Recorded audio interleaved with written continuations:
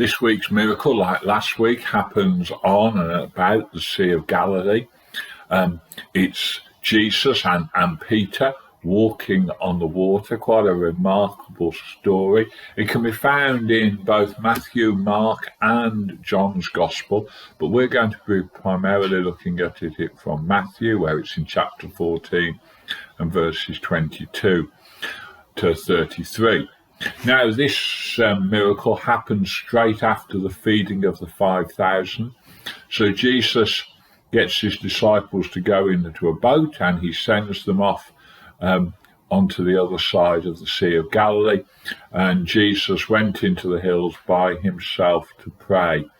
And it's interesting that Jesus would send them off on the boat. He obviously wants to separate them away from the crowd. Remember this crowd that wanted to make Jesus king, and somehow Jesus escaped them into the hills, and he sends the disciples on the boat.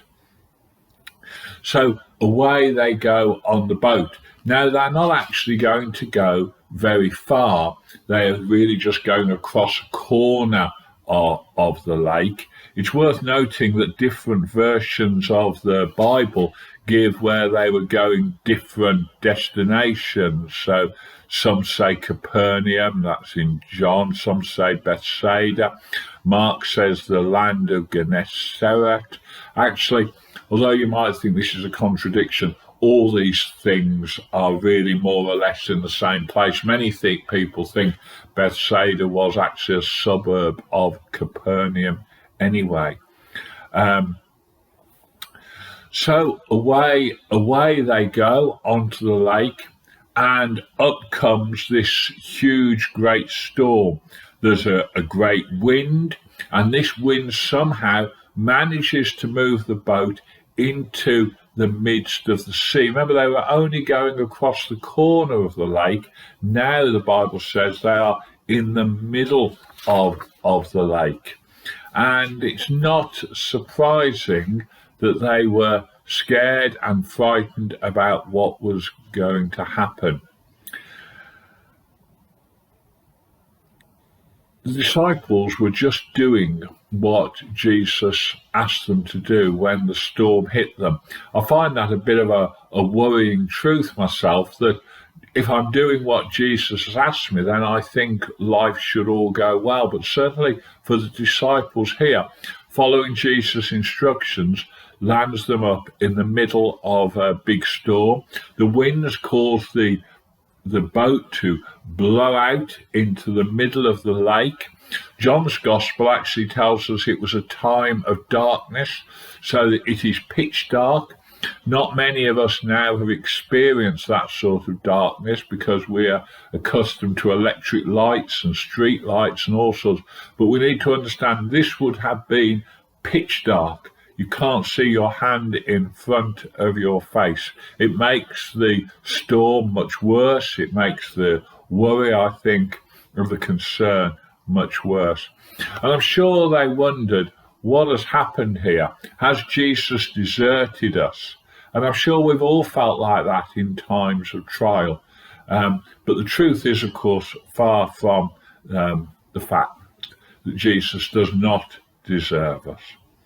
So the disciples had been toiling and rowing in the storm, and you have to commend them. They had made every effort to do what Jesus had asked them to do.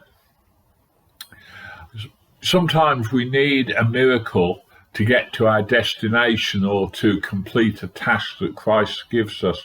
But in the meantime, we ought to be doing our best, making our best efforts ourselves.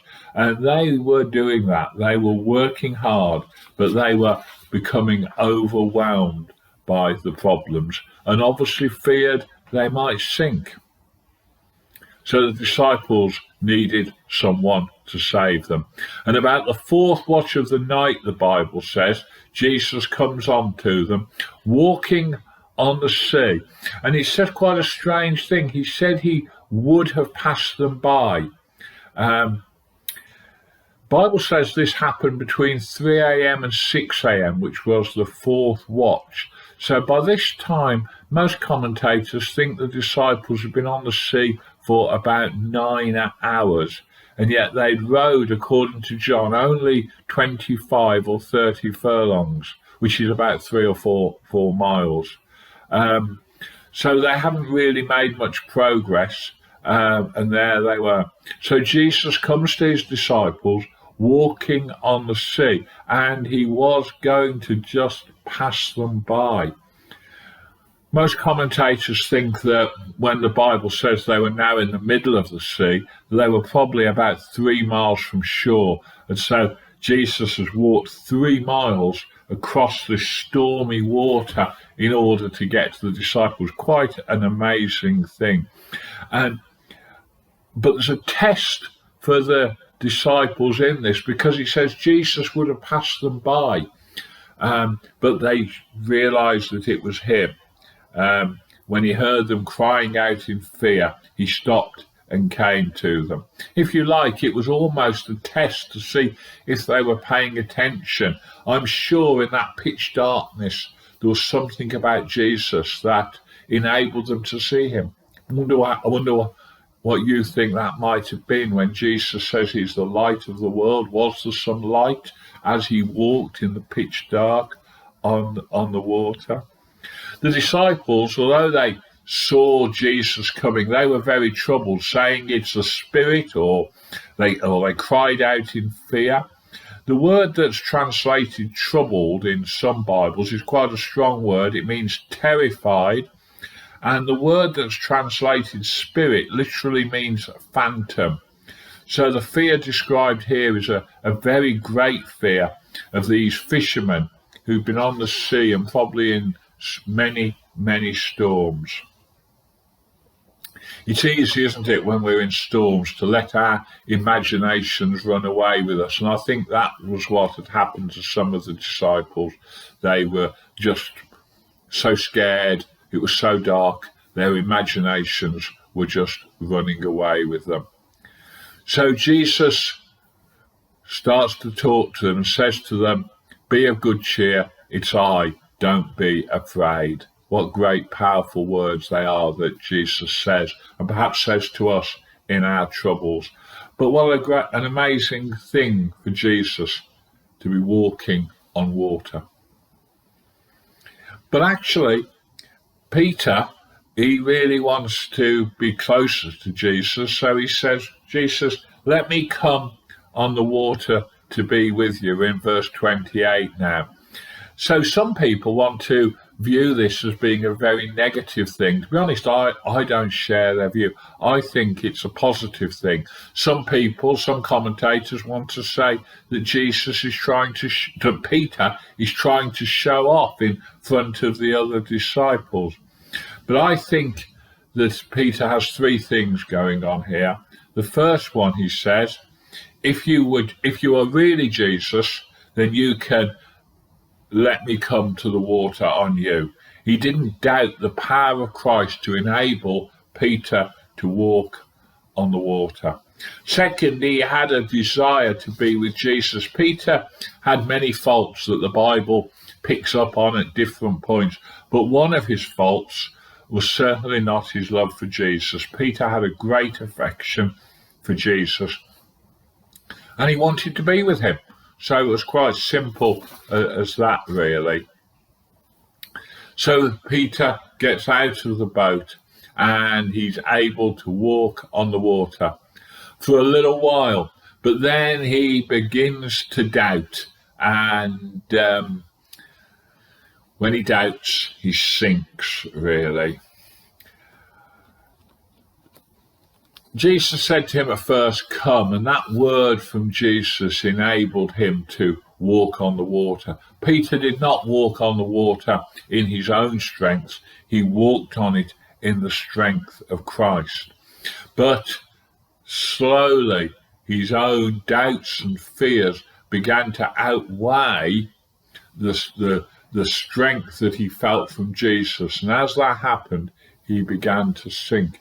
There's something in this story about our need, if we want to see God at work, to really be consistently keeping our eyes fixed on Jesus. The book of Hebrews says, "Fix our eyes on Jesus, the author and perfecter of our faith."